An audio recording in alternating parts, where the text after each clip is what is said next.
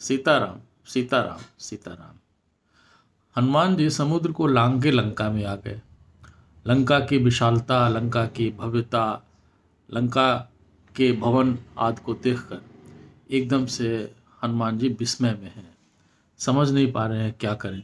चारों ओर दानव, निशाचरी, राक्षस लोग पहरा दे रहे हैं, कहीं से भी अंदर नहीं घुस पा रहे हैं। तो क्या किया जाए। उन्होंने सीधे छलांग मारी और नगर के बीच में आ गए। हर जगह उन्होंने सीता जी को ढूंढ डाला, सीता जी नहीं मिली। बड़े दुखी हैं, बहुत ही निराश हैं। क्या करें। मैं भगवान राम को कौन सा मुंह अब दिखलाऊंगा जाके।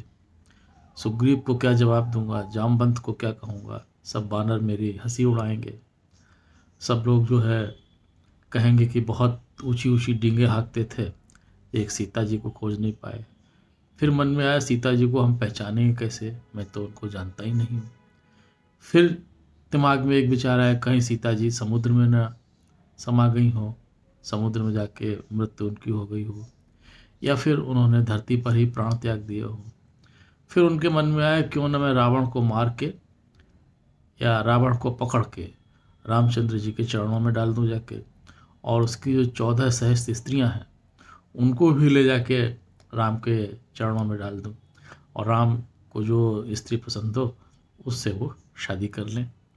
इस तरह के विचार आते हुए वो रावण के कक्ष में पहुँचे। वहाँ उन्होंने देखा एक सुंदरी रावण के साथ सो रही है।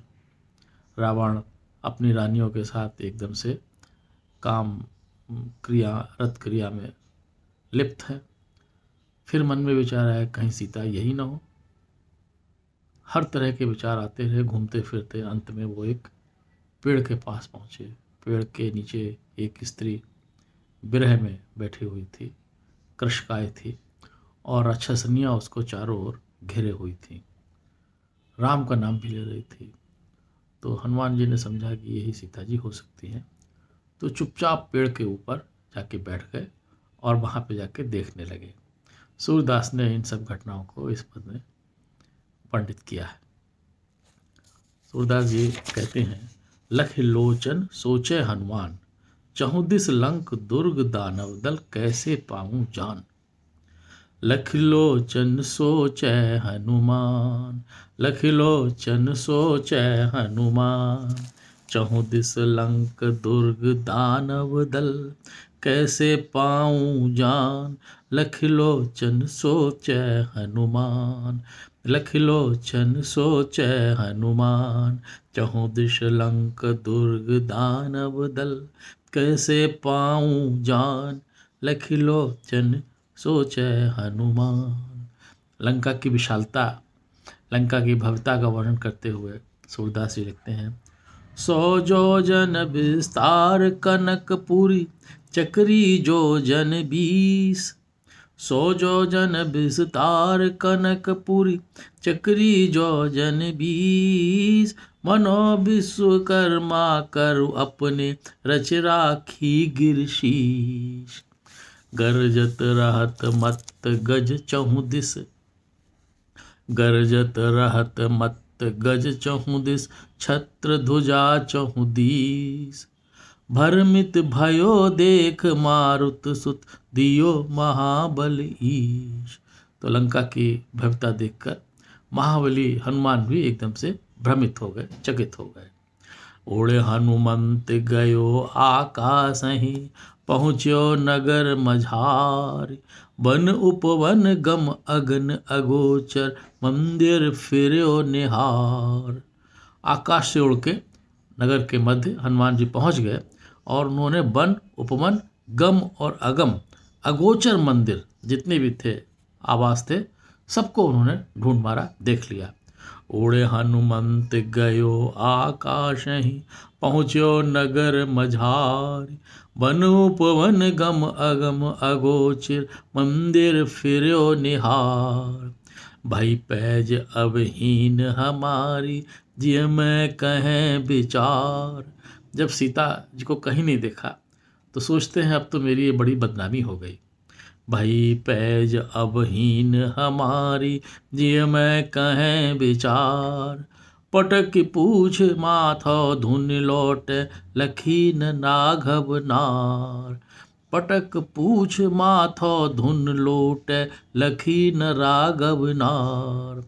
और उन्होंने कहा अब तो मेरी बड़ी बदनामी हो गई, अपने पूछ पटके माथा धुना, जमीन पर लौट गए, लेकिन कहीं पे भी उन्हें भगवान राम की स्त्री राघव नारी के दर्शन नहीं हुए। नाना रूप निशाचर अद्भुत सदा करत मदपान। ठौर ठौर अभ्यास महाबल करत कुंत असबान। जिय सिय सोच करत मारुत सुत जियत न मेरे जान। मेरे समझ में ये आता है, मेरी जान में ये लगता है कि अब सीता जी शायद जिंदा नहीं।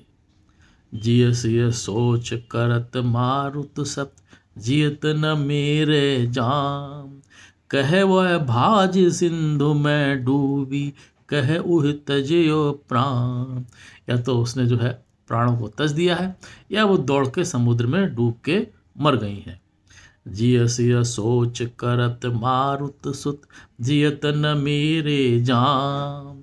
कह वह भाज सिंधु में डूबी कह उह तज्यो प्राण। कैसे नाथ है मुख दिखराऊं। मैं अपने नाथ को, अपने स्वामी को कौन सा मुंह दिखाऊंगा जाके।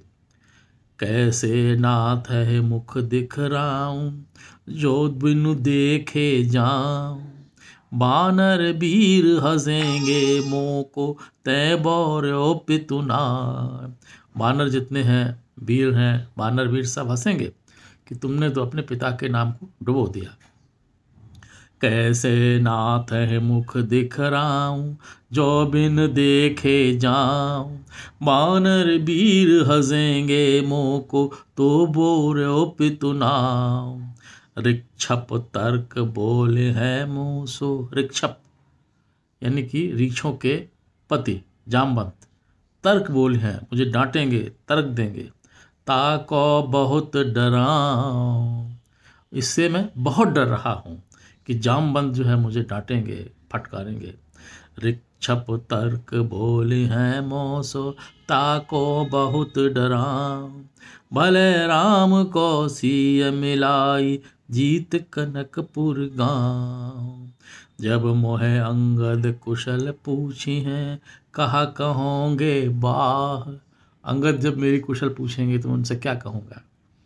जब मोहे अंगद कुशल पूछिए कहा कहोगे बाह। या जीवन ते मरण भलो है मैं देखो अब गाह। इस जीवन से तो मृत्यु अच्छा है, असफल होने से मृत्यु अच्छी है। असफल जब व्यक्त होता है तो उसके मन में तमाम प्रकार के आशंकाएं, कुशंकाएं, डर व्याप्त हो जाता है। तो वही हनुमान जी के मनोदशा उस समय है। जब मोहे अंगद कुशल पूछी है कहा कहोगे बाह। या जीवन ते मरण भलो है मैं देखो अब गाह। जब जीवन जीने और मरने की स्थिति आ जाए तो आदमी कुछ भी असंभव करने के लिए तैयार हो जाता है। हनुमान जी ने सोचा जब मरना ही है तो क्यों ना ऐसा काम कर डाला जाए जिससे कुछ अपना भी नाम हो जाए और भगवान भी प्रसन्न हो। आ मारो आज लंकापति। आज मैं चाहता हूँ, मेरी इच्छा हो रही है लंका के लंकापति को आज मैं मार डालूं। ले दिखराऊं ताह। मार के उसको भगवान को दिखा दूं। मारो आज लंकापति ले दिखराऊं ताह। 14 सहस जुवत अंतरपुर लय हैं राघव चाह। अपने मत के अनुसार सोचते हैं कि रावण को मार के भगवान राम के पास ले जाऊं और उसकी जो 14 सहस्त्र स्त्रियां अंतरपुर में हैं उन सबको भी भगवान के पास ले जाऊं और भगवान उनमें से जिसको पसंद करेंगे उससे अपनी शादी कर लेंगे, उसको अपना लेंगे। तो भोलापन जब आदमी का होता है तो इसी तरीके के विचार उसके मन में आते हैं। मारो आज लंकापति ले दिखराऊं ताह। 14 सहस जुवद अंतरपुर लय हैं राघव चाह। ऐसा सोचते हुए एक घर की छाया में हनुमान जी बैठ गए। मंदिर की परछाया बैठो, कर्मी जय पछताए, पहले हून लखी सीता मैं क्यों पहचानी जाए। और विचार करने लगे कि भाई मैंने तो सीता को पहले देखा ही नहीं है, तो मैं कैसे उनको पहचानूंगा, कैसे कह दूं कि वो कहाँ पे हैं, क्या पता लगेगा, कैसे होगा। फिर उन्होंने मन में एक काल्पनिक सीता की जो स्थिति थी उसका विचार किया। क्या लिखा? दुर्बल दीन छीन चिंतित अत, जपत नाय रघुराय। दुर्बल होंगी, दीन होंगी, क्षीण होंगी, चिंतित अति बहुत चिंताग्रस्त होंगी, और भगवान राम का नाम जप रही होंगी। ऐसी विध देखी हो जान की, रहियो शीस नवाए। इस प्रकार से जानकी जी अपना समय व्यतीत कर रही होंगी, और जो किसी भी स्त्री को मैं इस स्थिति में देखूंगा तो उसके सामने शीश नवा के खड़ा हो जाऊंगा। दुर्बल दीन छीन चिंतित अति, जपत नाय रघुराय। ऐसी विध देखी हो जान की, रहियो शीस नवाय। बहुर वीर जब गयो आवासें, जहाँ बसे 10 कंध। उसके बाद हनुमान जी रावण के आवास में गए। बहुर वीर जब गयो आवासें, जहाँ बसे 10 कंध। नगन जटत मन खम्ब बनाए, पूरन बात सुगम। श्वेत छत्र फहरात शीस पर, मनोलक्ष्य को बंद। 14 सहस नाग कन्यारत, पर्यो सोरत मति अंध। तो देखा उन्होंने 14 सहस्त्र अपनी स्त्रियों के साथ वो खेल रहा था, अपना भोग विलास में लिप्त था। बीना झाज पखाउज आउज, और राजसी भोग। बीना झाज पखाउज आउज, और राजसी भोग। पुहुप प्रजंग परिनव जौवन, सुख परिमल संजोग। और वहाँ पे बीना झांझ पखागज आदि जो है बज रहे थे, राजसी भोग थे, और एक स्त्री के साथ रावण पलंग पर बैठा हुआ था। फिर क्या कहते हैं हनुमान जी? सोचते हैं मन में, जिय जी है कर है करे विश्वास है, जाने लंका लो। जिय जिय गढ़ है करे विश्वास है, जाने लंका लो। यह सुख हेतु हरि है सीता, राघव विपत्ति वियोग। हमें तो लगता है, हनुमान जी कहते हैं कि रावण जिस प्रकार से भोग में लिप्त है, इसी के कारण सीता जी का हरण इसने किया है और भगवान राम को विपत्ति में डाला है। जिय जिय गढ़ है कर विश्वास है, जान ही लंका लो। यह सुख है दो हरि है सीता, राघव विपत्ति वियोग। पुण्य आयो सीता जहाँ बैठी, वन अशोक के माह। इसके बाद और घूमते हुए उधर जाते हुए अशोक वन में आ गए, और उन्हें देखा दूर से एक स्त्री बैठी हुई है। पुण्य आयो सीता जहाँ बैठी, वन अशोक के माह। चारों ओर निश्चरी घेरे, नरजिह देख डराए। एक स्त्री बैठी हुई है जिसको चारों ओर से निशाचरी घेरे हुए हैं, जिनको देखकर पुरुष भी डर जाएं। उनकी वेशभूषा, उनका रूप इस प्रकार का है, नर जिन्हें देख डराएं, यानी कि पुरुष भी जिनको देख के डर जाए। पुण्य आयो सीता जहाँ बैठी, वन अशोक के माह। चारों ओर निश्चरी घेरे, नरजिह देख डराए। बैठो जाए एक तरुवर पर, जाकी शीतल छाए। बैठो जाए एक तरुवर पर, एक पेड़ पे जाके हनुमान जी बैठ गए जिसकी छाया अत्यंत शीतल थी।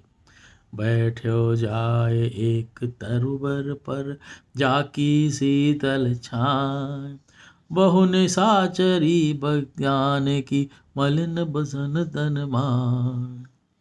बहु निशाचरी मध्य जानकी, बहुत सी निशाचरों के बीच में जानकी जी थी, जिनके मलिन बसन और तन भी एकदम से कृशकाय थे।